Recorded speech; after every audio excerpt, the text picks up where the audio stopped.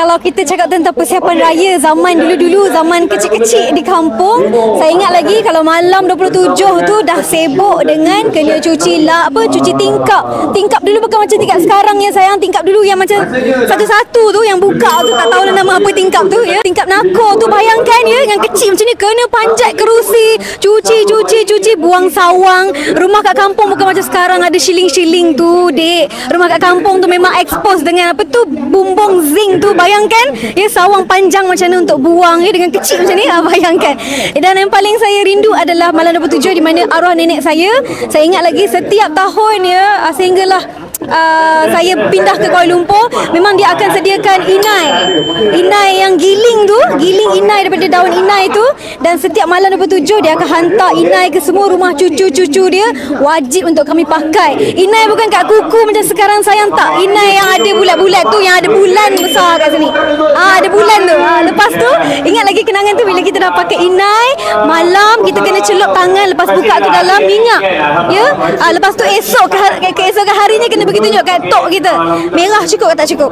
Tak merah awas nanti kena beletiak orang utara kan. Masya Allah, itulah antara kenangan yang saya rasa tak mungkin kembali lagi. Sebab kalau kita tengok zaman sekarang ni, mana ada orang nak pakai inai macam tu, kecuali nak berkahwin saja kan. Tapi kalau dulu-dulu kala, bukan saja pengantin ya, yang belum kahwin pun kita dah berinai dah. Masya Allah, kenangan hari raya yang tak dapat saya lupakan. Persiapan untuk raya sederhana saja. Anak pun seorang je, untuk anak pun belum disiapkan lagi, untuk mak pun belum disiapkan lagi, untuk suami pun belum lagi. Masya Allah, kita rancang insya-Allah minggu terakhir Ramadan akan baru mula nak beli. Tapi untuk baju Melayu anak dah siap awal dah, sebabnya tempah baru kan. Untuk rumah baru pula, Masya Allah, sebenarnya tak sempat lagi nak decorate rumah tu, renovation pun tak sempat jalan. Nampak gayanya tidaklah kita beraya di rumah baru di Pulau Pinang, kita beraya di rumah mak mentua je dekat Pulau Pinang.